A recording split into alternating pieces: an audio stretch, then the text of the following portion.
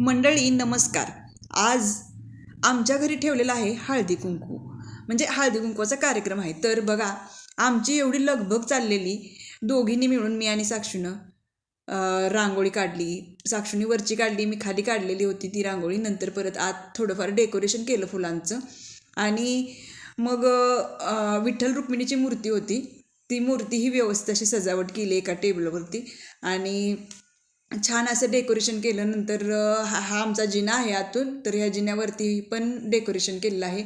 तर मी काय केलं होतं की अशी फुलं पायऱ्यांवरती ठेवली आणि आपल्या ज्या दिपावळीतल्या पंत्या आहेत ना, त्या पंत्यांमध्ये फुल ठेवून त्याच्यामध्ये जी रेडीमेड पंती असते ना सेंटेड, ती ठेवली आहे. त्यामुळे दिसायला छान वाटेल म्हणून. आणि बांगड्यांची अशी कडीने डिझाईन काढली, खूप छान वाटत होतं.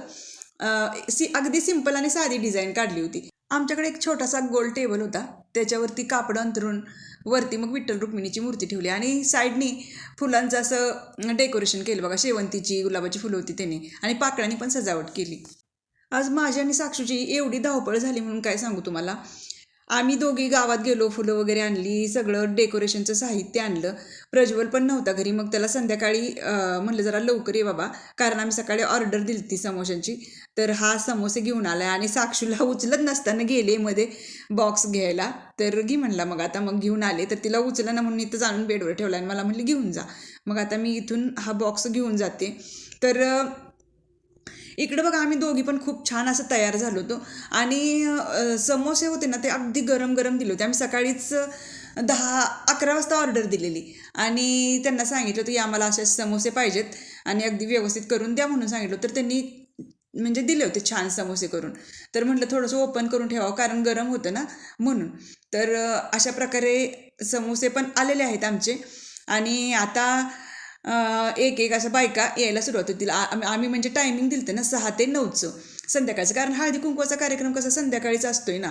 मग संध्याकाळी 6 ते 9चं टायमिंग दिलं का बायका त्यानुसार जसं होईल तसं त्याप्रमाणे येत असतात. तर बायका यायला लागल्या होत्या हळदी कुंकवासाठी. तर आता मी एकेकीला कसं, पहिल्यांदा समोसा वगैरे आपण आणले खायला म्हटल्यावर न द्यायला पाहिजे. तर पहिल्यांदा समोसा वगैरे देणार आणि नंतर मग हळदी कुंकू वगैरे लावून तिळगुळ वगैरे द्यायचं, असं ठरवलं होतं. तर जे स्टार्टिंगला आल्या होत्या त्यांनी काही समोसे वगैरे खाल्ले नव्हते, त्यांची मुलं वगैरे आली, त्यांना पण दिलं आम्ही. पण त्या म्हणल्या नको, मुलं खूप राडा करतील आणि मी घरी घेऊन जाते. तर चालेल म्हणलं, मग त्यांना घरी दिलं. मग दुसऱ्या ज्या आलत्या त्यांना आधी दिले समोसे खायला. अशा प्रकारे बायका यायला सुरुवात झाली होती. आणि इथं बघा, म्हणजे बायका यायलाच लागलेत आता हळूहळू. कसं घर भरून जाणार होतं आणि खूप छान वाटतं असं हळदी कुंकू वगैरे आपण ठेवल्यानंतर. हळदी कुंकू हे कसं एक निमित्त असतंय बायकांना भेटण्याचं. कसं बायका सगळे एकत्र आल्या म्हणजे कसं एकमेकींच्या विचारांची देवाणघेवाण वगैरे होते आणि एकदम छान वाटतं. आणि बायकांना इतर दिवशी म्हणजे कुठं जायला भेटत पण नाही ना, तेवढंच असं मस्त असं नटून थटून छान. एरवी कसं प्रत्येकजण आपापल्या कामात व्यापात गुंतून गेलेला असतोय. तर कोणाचा जॉब असतोय, कोण हाऊसवाईफ असतं, तर प्रत्येकीला काही ना काही कामं असतातच. तर त्याच्यामुळं मग कुठं जाणं नसतं, येणं नसतं आणि भेटणंही नसतं. मग त्यामुळं अशा प्रकारचे हळदी कुंकू वगैरे ठेवले ना, तर बायकांना खरंच छान वाटतं. रोज कसं कपाटातून एक नवीन साडी काढायची, घालायची आणि मस्त असं नटायचं आणि हळदी कुंकवाला जायचं. खूप छान वाटतं. आपल्या भारतीय संस्कृतीत मकर संक्रांतीला सूर्य हा उत्तरायणात प्रवेश करतो. म्हणजे हा काळ असतो ना, तो अत्यंत शुभ मानला जातो. संक्रांतीपासून जे सुरू होतं हळदी कुंकू, ते रथसप्तमीपर्यंत सुरूच राहतं. रथसप्तमी म्हणजे काय हो, तर सूर्याचा वाढदिवस किंवा जन्मदिवस.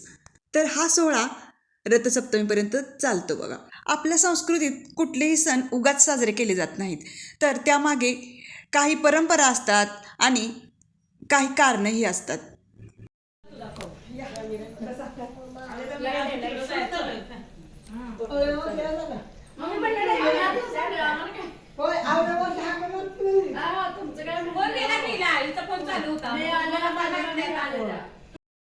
आज मला साक्षीने खरंच खूप मदत केली, रांगोळी काढण्यापासून घरं आवरण्यापर्यंत सगळी मदत तिनेच केली होती. आणि आताही ती म्हणली की मम्मी तू बायकांबरोबर बस बोलत, मी काय खायचं प्यायचं असेल ते त्यांचं बघते. तर समोसे वगैरे प्लेटमध्ये सर्व करून ती आणून बायकांना देत होती बरं का. तर म्हटलं जाऊ देत, आज पोरगी खरंच काम खूप करायला लागले आणि तिला पण आवडतं असं म्हणजे मला मदत करायला. जेव्हा तिला वेळ असेल किंवा त्यावेळेस ती मला अशी मदत करत असते. बायका ज्यांचं जसं आवरेल तसं एक एक येत होत्या, काही ग्रुपनं पण येत होत्या. तर अशा प्रकारे बायका येत होत्या. समोसे वगैरे खायला दिल्यानंतर मी हळदी कुंकू लावून त्यांना मी जे लुटायचं सामान म्हणजे वाण असतं ते आणलं होतं, ते पण देत होती. तर यावर्षी बघा सरासरी सर्वच बायकांनी बरं का जे उपयोगात येतील अशाच वस्तू वाटल्या होत्या. मग मी पण म्हटलं काय म्हणजे बायकांना देऊ, काय देऊ विचार करत होते. मग दुकानात गेल्यानंतर मॉलमध्ये मला तिथं दिसले, तुम्ही हसाल खरं तर, पण मी जी वस्तू लुटले ना तर खरंच ती उपयोगी येणार होती. आणि कसं आपण असं इतर वस्तू दिल्या तर अशा म्हणजे जास्त वापर होत नाही ना. तर ही जी मी वस्तू दिली तिचा खरंच वापर होणार होता बायकांना. किमान 8-15 दिवस, महिना तरी जाईल अशी ही वस्तू होती. तर ही वस्तू म्हणजे तुम्ही खरंच हसू नका बरं का, पण मी सांगते आता. ती होते विम बार म्हणजे विम लिक्विड दिलं होतं मी. तर काय काय बायकांनी माझी मज्जाही केली गमतीनं. बायका म्हणल्या, आता तुम्ही विम लिक्विड दिलेलं आहे तर आता आम्हाला घासणी पण द्या ह्याच्याबरोबर. आता बघा, हळदी कुंकू हा कसा सुवासिनींचा सण असतोय. हळद आणि कुंकू हे सौभाग्याचं आणि शक्तीचं प्रतीक मानलं जातं. या सोहळ्याच्या निमित्तानं बायका, ज्या सुवासिनी बायका असतात त्या आपल्या घरी येतात, एकमेकींना आपण भेटतो. मगाशीच सांगितल्याप्रमाणे आपली विचारांची देवाणघेवाण पण होते. हळदी कुंकू लावणं म्हणजे स्त्रीचा आपण सन्मान केल्यासारखंच होतं बरं का. आणि कसं असतं, त्या स्त्रीमधल्या देवत्वाची पूजा केल्यासारखं असतं. अशा प्रकारे माझ्या एक एक मैत्रिणी येत होत्या आणि ज्यांचं झालं होतं त्या जात होत्या. तर खूप छान चाललं होतं आमचं. मी पूर्वी कधी म्हणजे संक्रांतीचा असा हळदी कुंकवाचा कार्यक्रम ठेवत नव्हते. म्हणजे कसं, रथसप्तमीपर्यंत जेवढ्या कुणी म्हणजे मला बोलवेल त्यांना मी बोलवायचे आमच्या घरी आणि या म्हणजे मग त्या कधीही येऊन जायच्या. मग असं काही मी कार्यक्रम वगैरे एका दिवशी असं ठेवत नव्हते. पण मी गेल्या वर्षीपासून ठेवते. पण गेल्या वर्षी एवढा काही मला अनुभव नव्हता, त्यामुळं म्हणजे असं थोड्याफार गोष्टी राहून गेल्या. परंतु ह्या वेळेस असं मी ठरवलं की म्हणजे काही आपल्या हातून म्हणजे राहिलं गेलं नाही पाहिजे. तर मी प्रत्येक ज्या माझ्या मैत्रिणी, आजी, काकू, ताई कोण होत्या त्या आल्या का म्हणजे त्यांना सगळं हळदी कुंकू वगैरे लावून वगैरे सगळं झालं, तिळगुळ देऊन की मग फोटोही काढायचे. म्हणजे कसं तेवढीच एक आठवण राहते आपल्याला. म्हणून हे सगळं म्हणजे मी केलं आणि त्यात मला असं काही मोठीपणा वगैरे वाटत नाही बरं का सांगण्यात. पण म्हणजे काढला पाहिजे फोटो वगैरे, कारण तेवढीच एक आठवण असते. आणि आता कसं माझ्याकडे तर आठवण राहणारच होती, कारण माझ्याकडे तर हा एवढा मोठा व्हिडिओ आहे आणि या व्हिडिओमध्ये मी सगळ्यांना बघू शकत होते. आणि कसं हा व्हिडिओ बघितल्यावर ना आपल्या ज्या आठवणी आहेत त्या ताज्या होणारच होत्या. त्यामुळं मग मी असा व्हिडिओ वगैरे बनवला सगळ्यांचा आणि प्रत्येकीबरोबर फोटो काढले. संक्रांतीच्या वेळेस थंडी खूप असते. तर आपण संक्रांतीच्या वेळेस कसं असतं, वाणात तिळाचा, गुळाचा, ऊस, हरभरे, बोरं, गाजरं ह्याची भाजी करतो भोगीची. परत तिळ आणि बाजरीच्या भाकरी म्हणजे असं ही करतो. तर तिळगुळ कसं असतं, उष्णता वाढवतं आणि आपल्या शरीरात जी स्निग्धता असते ती टिकवते. त्यामुळं ह्या काळात हे खाल्लं जातं. म्हणजे हे शास्त्रीय कारण आहे. आणि वाणामध्ये ज्या ज्या वस्तू असतात त्याची आपण भाजी बनवतो. त्यानिमित्तानं काय होतं, आपल्या शरीराला जी आवश्यक लागणारी हिवाळ्यात फळं असतात किंवा भाजीपाला असतो, धान्य असतं, ते आपण म्हणजे त्यावेळेस खातो आणि त्यामुळं आपण आपल्या नकळत आपल्या आरोग्याची काळजी घेतो. आम्ही जसं इथे राहायला आलो तसं माझ्या खूप छान अशा मैत्रिणी झाल्या होत्या आणि गंमत अशी झाली की जी माझी मुलगी साक्षू, तिच्या जी मैत्रिणी त्यांच्याच मम्मी माझ्या मैत्रिणी झाल्या होत्या. म्हणजे असंच होतं बघा ना, आपल्या मुलांमुळे त्यांच्या मम्मींची ओळख होते आणि नकळत आपल्या त्या मैत्रिणी कधी होऊन जातात ते आपल्याला कळतही नाही. तर असंच माझ्या बाबतीतही झालं होतं. खूप साऱ्या माझ्या मैत्रिणी होत्या आणि खूप छान असं आमचं रिलेशन होतं. तर इकडं आमच्या काकू बसल्या होत्या. काकू म्हणजे ज्यांच्यात आम्ही राहायला आल्या आल्या राहिलो भाड्याने. तर त्या काकू खूप चांगल्या. आमचं म्हणजे इतकं छान रिलेशन होतं, त्यांनी कधीच आम्हाला भाडेकरू असं समजलं नाही. त्यामुळं म्हणजे असं काही वाटलंच नाही की त्या घरमालक आहेत, आम्ही भाडेकरू आहे, असं कधी वाटलंच नाही. असं आमचं बॉन्डिंग होतं बरं का. तर त्यांची तब्येत बरोबर नव्हती, त्यांना सर्दी वगैरे झाली, तरीही मी सांगितले म्हणून आल्या होत्या.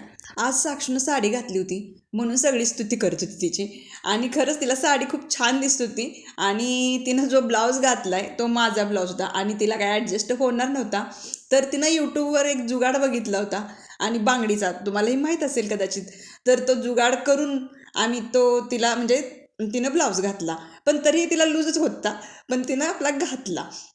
पण जी पाठीमागं जी बांगडीची डिझाईन झाली ना, ती सगळ्यांना वाटायचं की ती डिझाईन मी तयार केली आहे, म्हणजे शिवली आहे, म्हणून म्हणायची सगळीच की किती छान डिझाईन तयार केली. मग ज्यावेळेस त्यांना सगळ्यांना हे सांगितलं त्यावेळेस खरं वाटलं. पहिल्या काळात स्त्रियांना घराबाहेर पडता येत नव्हतं, काय म्हणजे सामाजिक बंधनं बरीच होती. त्यामुळं जी आपण असं हळदी कुंकू वगैरे कार्यक्रम ठेवायचो, ते पण कार्यक्रम मर्यादित प्रमाणातच असायचं. अशा वेळेस बायकांना हळदी कुंकू म्हणजे एक हक्काचं व्यासपीठ होतं. मग त्यामुळं काय व्हायचं की हळदी कुंकू एक निमित्त, पण बायकांची एकामेकाच्या विचारांची देवाणघेवाण, एकमेकीची सुखदुःख वाटून घ्यायची, तिळगुळ घ्या, गोड गोड बोला, हे असं, आणि जे काय आपले हेवे देवे आहेत ते विसरून परत एकदा नव्याने नाती जोडली जायची. आता जरी काळ बदलला असला तरी बऱ्याच बायकांचे प्रश्न तेच आहेत. म्हणजे बघा, बायकांना अजूनही, बऱ्याच बायकांना बरं का, स्वतंत्र नाहीच आहे इतकं, तर मग आत्ताही हळदी कुंकू हे एक निमित्तच असते आणि त्या निमित्तानं बायका सगळे एकत्र येतात, खूप एन्जॉय करतात, नटणं सजणं तेवढंच एक मजा असते. त्यामुळं मला वाटतं हळदी कुंकवाचा कार्यक्रम हा असायलाच हवा. पण आजकाल झालंय काय माहिती आहे का, हा तिनं मोठा कार्यक्रम ठेवला मग मीही तसाच ठेवला पाहिजे, तर तसं काय नसतंय बरं का. तुम्हाला जसा हवा तसा तुम्ही कार्यक्रम ठेवू शकता, छोटा ठेवा किंवा मोठा ठेवा, फक्त याच्यामध्ये बायकांचा सहभाग म्हणजे भरपूर झाला पाहिजे. आणि त्याच्यामुळे काय होतं, बायकांचं संभाषण होतं, संवाद होतात, एकमेकींच्या विचारांची देवाणघेवाण होते. शेवटी काय हो, बायकांना आनंद मिळाला पाहिजे, हेच ह्यामागचं कारण आहे. आणि वाण का द्यायचा, तर वाण देण्यामागं पण एक म्हणजे हे आहे बरं का. तर हळदी कुंकवाच्या वेळी वाण दिला जातो आणि वाण म्हणजे केवळ वस्तू नसते, तर ते एक दानाचं रूप असतं. दान केल्यानं पुण्य मिळतं आणि घरातली समृद्धी वाढते, म्हणजे अशी एक धार्मिक भावना आहे त्यामागं. अशा प्रकारे हळदी कुंकवाचा हा व्हिडिओ इथंच मी थांबवते. तर या व्हिडिओमध्ये तुम्हाला मी हळदी कुंकू कसं करायचं किंवा यामागची काय सामाजिक किंवा शास्त्रीय कारणं आहेत ती पण सांगितली मी. आणि आम्ही खूप छान असं फोटो सेशन केलं, तर तेही काही फोटो मी इथं टाकलेले आहेत. तर तुम्हाला हा व्हिडिओ कसा वाटला, व्हिडिओ आवडल्यास व्हिडिओला लाईक करा, शेअर करा आणि चॅनलला अजून सबस्क्राईब केलं नसेल तर सबस्क्राईब करा. आणि हां, व्हिडिओच्या खाली जे हाईप म्हणून येतं त्या हाईपला टच करा, म्हणजे काय होतं की माझे जे व्हिडिओ आहेत ते सगळीकडे पोहोचायला मदत होते. लाईक जरूर करत जावा व्हिडिओला. लाईक काय वेळेस काय होतं की बऱ्याच जणी व्हिडिओ बघतात पण लाईक करत नाहीत, तर लाईक करणं हे खूप महत्त्वाचं आहे. आणि लाईक केल्यानं काय होतं की तुमचा पैसे अजिबात जात नाहीत, त्यामुळं लाईक करा.